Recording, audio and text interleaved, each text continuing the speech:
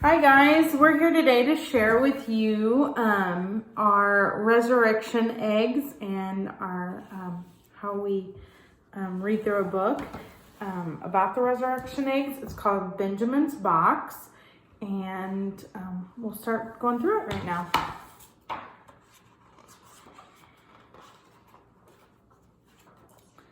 Long ago, in the faraway land of Palestine, there lived a boy named Benjamin.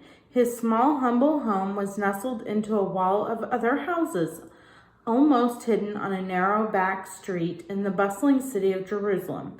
Benjamin loved Jerusalem because God's temple was there. More than that, Benjamin loved God. His grandfather had taught him many things about God when he was a tiny boy. Benjamin talked to God a lot. He whispered prayers each night at sunset, and in the morning he always gave thanks for the new day. Benjamin's parents worked hard weaving and selling cloth, but their family was still quite poor. So Benjamin helped out by taking odd jobs around the city. Everyone in Jerusalem seemed to know Benjamin. They could always count on him to be honest and work hard. The box. One bright spring morning, Benjamin sat outside in the sunshine. In his hands was a wooden box. "Hi, Benjamin," called his friend Eli. "What's that you got?" "It's my treasure box," said Benjamin. "My grandfather gave it to me before he died last year. He said it was very, very special." Eli opened it and looked in. "There's nothing in it except for some old straw. How can this be a treasure box?" Benjamin shrugged. "I don't have any real treasures yet, but my grandfather said that the straw came from the bed of a baby who was born in a stable. My grandfather was a shepherd then, and he said that the baby would grow up to be a king." "Why would a king be born in a stable with cows and donkeys?" Eli laughed and closed the box. "I heard some sort of king is coming today. His name is Jesus. Want to come to the city gate and watch for him?" "Sure. My grandfather took me to hear a man called Jesus once. I liked to listen to him." Caitlin, can you hand us the blue egg? Hand it to Annie. Annie, will you open that up and tell me what that is? What's in there? Oh, what is that? A donkey. What do you think the donkey is for? Jesus. What about Jesus?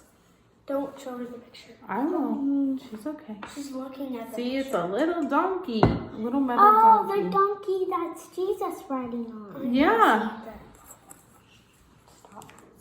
Yes, it's the donkey. It symbolizes the donkey that Jesus rode in on Palm Sunday. Remember we celebrated Palm Sunday last Sunday? Yes. Yeah. On Dad's birthday. On Dad's birthday. Crowds were already lining the street. Some people cut palm branches from the tree and handed them around. Others laid garments on the street like a carpet. "Wow," said Benjamin, "he must be a king."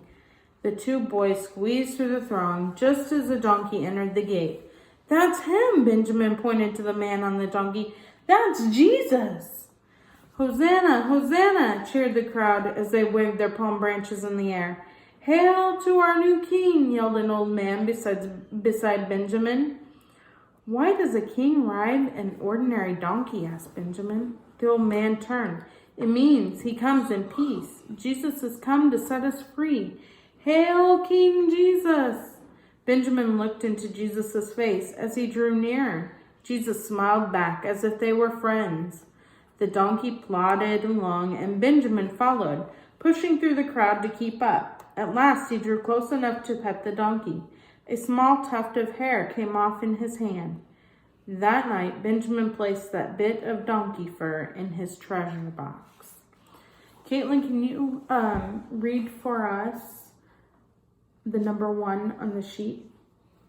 Matthew 29:21-9. Then the multitudes who went out before those who followed and cried out, saying, "Hosanna to the Son of David! Blessed is he who comes in the name of the Lord! Hosanna in the highest." Okay. Noah, will you open up the pink egg, please? Where's the thing? Oh, it doesn't have one. You just It'll maybe pop out. Oh, What are those? coins. Coins. They're stuck. What do you think the coins are for? You know, see the picture, see if it helps. No, can't read the story. I'm gonna do that. I could do it. Let's find out. The coins. And the next day, Benjamin and Eli went to hear Jesus whenever they could. One day, as they waited, Eli whispered, "The priests have offered money for someone to betray Jesus." "Why?" asked Benjamin. "What has he done? He only speaks the truth. They should listen to him. The priests are jealous of him. They want Jesus to stop teaching," said Eli. "Someone should warn Jesus," declared Benjamin. "I'm not afraid. I'll go." He pushed through the crowd until he reached one of Jesus' friends. He tugged on the man's sleeve. "Excuse me, sir. Excuse me. Are you with Jesus?" "Yes, I am," the man answered. "Please, I need to warn Jesus. He is in danger. The priests are offering a bribe to betray him. You must tell him." "Shh," said the man. "Do not repeat this. I'll take care of it." And he slipped a coin into Benjamin's hand. "Thank you, kind sir. What is your name?" "Judas Iscariot," said the man as he turned away. That night, Benjamin tucked the shiny denarius in his treasure box. Caitlin, will you read number 2 for us? Matthew 26:14-15. Then one of the 12, called Judas Iscariot, went to the chief priest and said, "What are you willing to give me if I deliver him to you?" And they counted out to him 30 pieces of silver. Okay, Annie, will you open up the purple egg? Is Caitlin gonna open? The white one, you mean? Because there's another. Okay. Yeah. Caitlin's gonna read these. Just squeeze it. Just kind of squeeze Do you want help? it. Just squeeze the bottom of it. Here, Okay. there you go. What's in there? Ooh. Looks like it's What a is cup. it? A cup? What do you think the cup's for? Oh, I know. Oh, let me take this. Okay. Oh, they have dinner and there's a cup. Yeah, what do you think? What do you think the dinner is? What is it called? Point. Feast. Huh? The last supper. Yeah, the Last Supper. The next day, Benjamin was asked to help his aunt get ready for the unexpected guest. They would be coming for Passover dinner. He went right to work carrying water jugs. "Did you hear the guest of honor is Jesus?" said a servant girl. Benjamin's eyes opened wide. Imagine, to serve such an important man. He must work hard and do his very best. 2 of Jesus' friends came to help, and Benjamin listened as they talked to Jesus. They loved him so much. Soon Jesus arrived, and the supper began. If Benjamin listened carefully, he could hear some of their words. But what did Jesus mean when he said the wine was like his blood and would be spilled, and the bread was to be broken like his body? It made no sense. Then Jesus said someone would betray him. Benjamin smiled. He wasn't worried. He knew that Judas would prevent this. After supper, Benjamin found a broken cup. He saved it to remember the night when he served Jesus. Caitlin, can you read about the cup? The Last Supper, Matthew 26:26-28.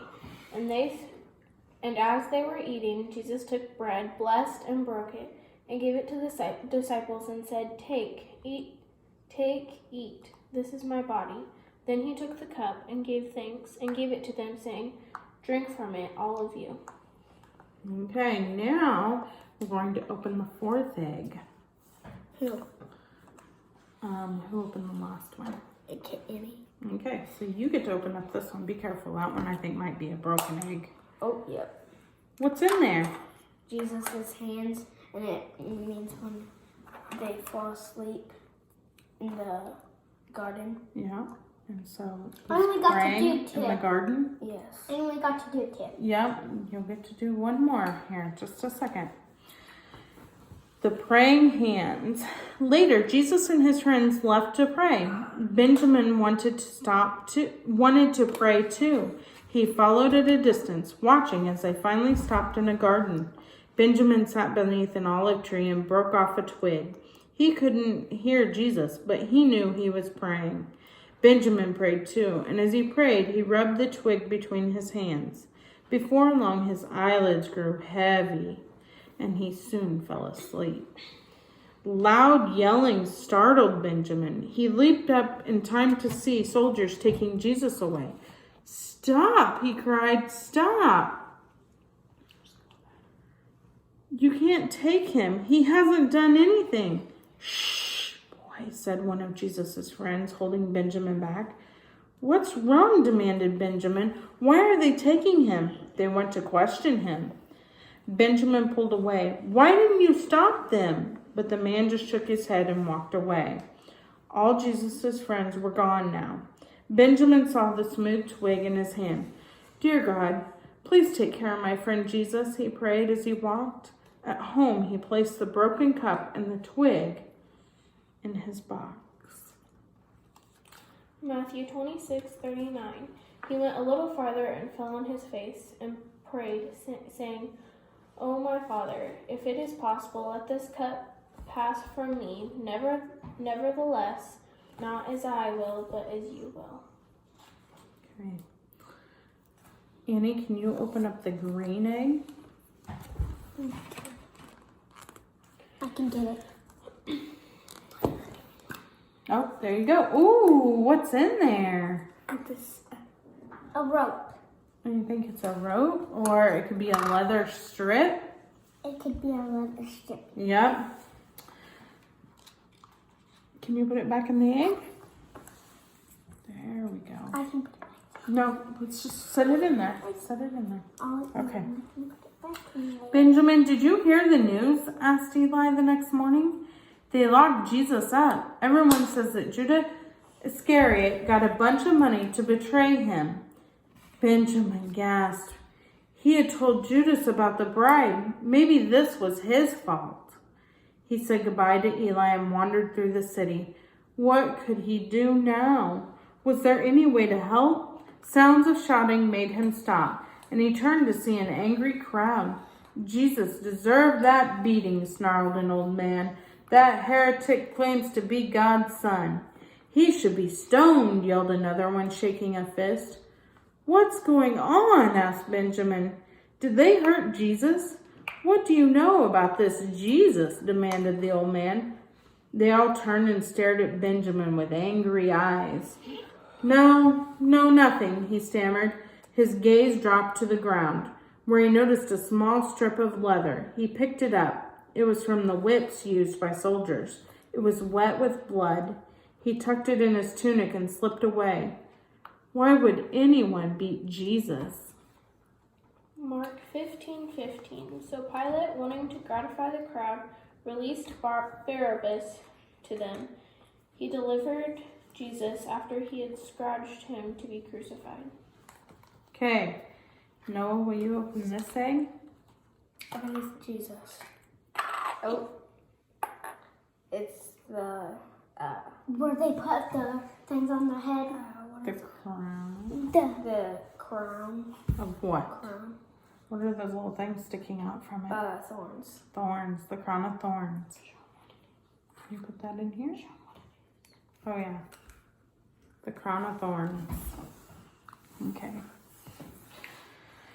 Benjamin continued to walk. If only he could make them release Jesus. But what could a small boy do? He heard loud cries as another crowd gathered at the end of the street. "Hail, King of the Jews!" yelled a soldier as Benjamin pushed his way past men and women, and there stood Jesus. Benjamin looked into Jesus' eyes as Roman soldiers threw a shabby robe over his beaten back. He expected to see hatred, but instead saw only love. Just then a soldier shoved a crown of thorns on Jesus' head, and another struck him with a stick. Benjamin's eyes filled with tears. Why were they doing this? A few days ago, everyone had called Jesus a king when he entered Jerusalem. Now it seemed they all hated him. Benjamin squatted down and buried his head in his hands. Please, God, he prayed over and over. Please make them stop. Then he finally opened his eyes. The crowd had moved along. Jesus was gone. He walked over to where they had scorned his friend and picked up a sharp thorn, broken from the awful crown. He ran home. His parents paused to hear his story, then sadly shook their heads and returned to their work. Benjamin placed the thorn in the leather strip in his box and cried. Okay, that was, Matthew 27:29.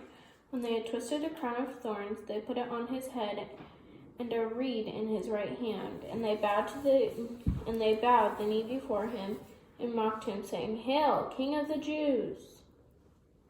Okay, that's it for today. We did the first 6 of the 12 eggs, and tomorrow we'll do the second 6 of the 12 eggs. Thank you for joining us.